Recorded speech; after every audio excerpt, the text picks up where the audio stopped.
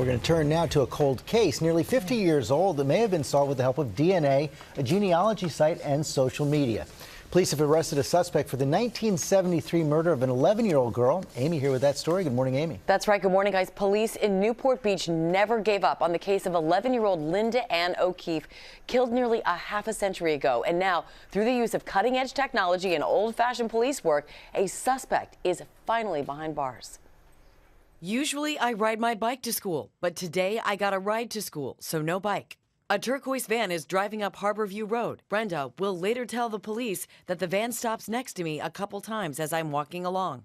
These words written by police meant to capture the voice of an 11-year-old girl murdered. Tweets by the Newport Beach PD, an unconventional method to try to catch a killer on a cold case. The 11-year-old Linda Ann O'Keefe was killed in 1973. And this morning, a break in the case that has been cold for nearly 50 years. The arrest of this man, 72-year-old James Allen Neal, accused of abducting her on her walk home from summer school and then murdering her. Public awareness and also the DNA is what got us here.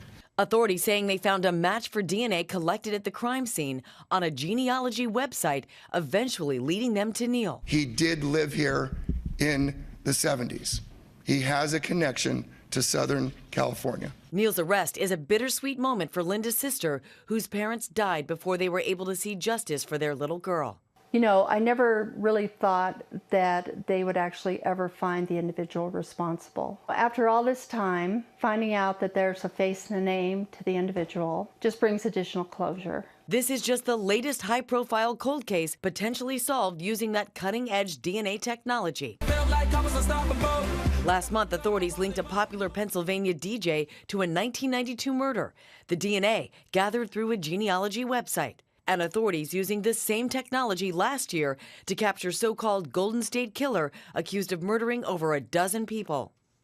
Now, James Allen Neal has been charged with murder. If convicted, he faces minimum life in prison without parole, George. What a case. Okay, Amy, thanks very much. Let's bring in genetic genealogist Cece Moore. She's worked on solving dozens of cases, including this one. And Cece, thank you for joining us.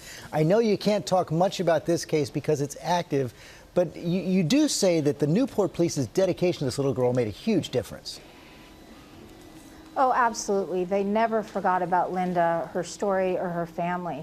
And if they hadn't been willing to try every new technology that came out, this case would not have a suspect under arrest right now. So talk about how this new technology works, how people match up these genealogy databases with the DNA.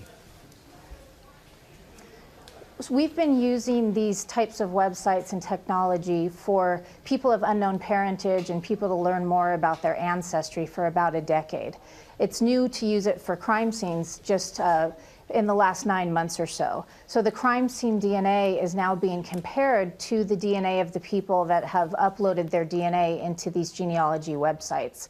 And from that, we can reverse engineer and help identify these suspects in these cold cases. This offers so much hopes to the families of victims, doesn't it?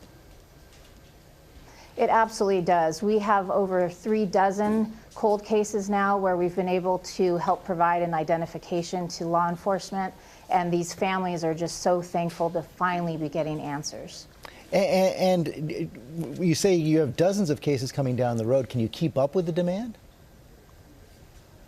There is a large demand, but we've built a team now of genetic genealogists that are working with me. There are 4 of us. We have dozens of cases coming in. We've got so many in the pipeline where we will be able to make these identifications and help law enforcement to finally close some of these cases. Cece Moore, thanks very much.